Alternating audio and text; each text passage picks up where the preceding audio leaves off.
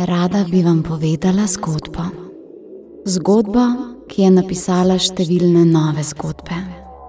Vse se je začelo z njeno zgodbo. Zgodbo mame, ki je poznala brezpogojno ljubezen. Bila je tako posebna. In ko je skrbno načrtovana usoda odvila svoj namen, je moja čutna mama postala svetu angel neba. Rodila se je zgodba. Zgodba, ki jo začutijo mnogi. Moč ljubezni, ki nikoli ne umre. Tudi v solzah ne. Nastala je knjiga Nebesa zdravijo. In pomagala je mnogim ranjenim srcem. Brez mojega načrtovanja je zgodbi sledilo toliko vprašanj.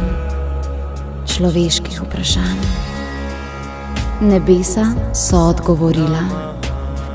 44 vprašanj je nanizalo 44 odgovorov in zgodb. Nastala je knjiga Nebesa odgovarjajo. To je bil začetek prav posebnih zgodb. Moje nalivno pero je vodila nevidna roka.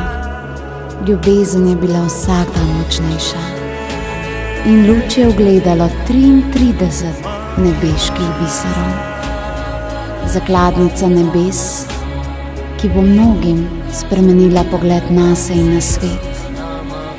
Knjiga Nebesa obiskujejo.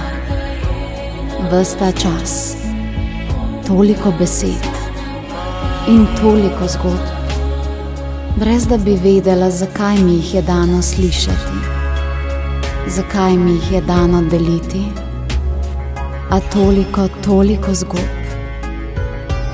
Nato je prišla noč.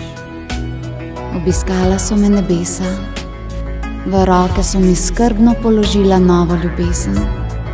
Rekla, da je čas, da vidimo čudeže, ki se vsak dan odvijajo pred našimi očmi, pa jih ne opazimo. Kaj pa, če je čas, da jih spoznate? Sedaj si predstavljajte 22 najbolj čudežnih zgodb ljudi. 22 zgodb o nebeški ljubezni, ki se jih je dotaknila.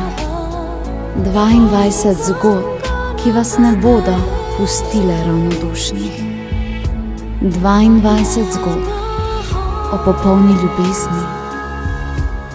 A to niso samo zgodbe. To so v zgodbah skrita učenja nebes, ki vas bodo očarala, vas prevzela, vas spremenila.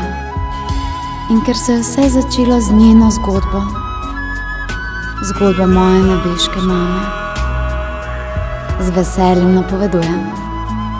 12. decembra 2014, na rojstni dan mojega nebeškega angela, moje mame, zaradi katere se je napisalo toliko zgodb, bo izšla nova knjiga.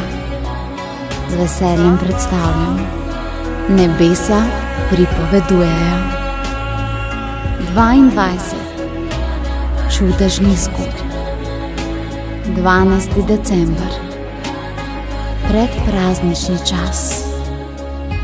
In ta knjiga bo nekaj najlepšega, kar boste lahko podarili vsem tistim, ki jih ljubite. Skupaj z njimi boste zapisali svoje zgodbe. 12. december 2014. Nebesa pripovedujejo. In seveda naše druženje v dvorani Smilj. Vabljen.